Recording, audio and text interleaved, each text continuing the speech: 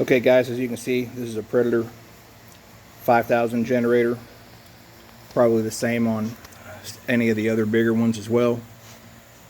If you're suffering an issue with no start, the low oil light keeps blinking, you've tried disconnecting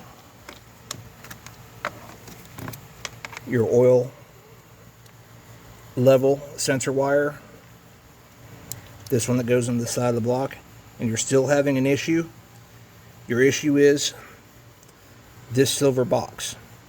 This silver box mounts to the block and has 4 wires.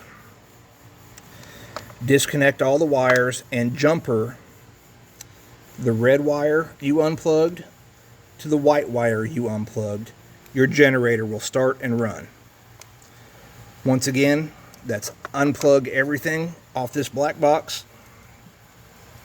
You can leave the grounds. I left the black grounds. Then run a jumper from the red wire you unplugged to the white wire, and your generator will run. I did not find this information anywhere. I just figured this out. Hopefully this will help somebody else. This little part on Amazon is under 20 bucks, but if you see the low oil light flickering, you're trying to start and you won't start, very well could be your issue. Hope it helps somebody.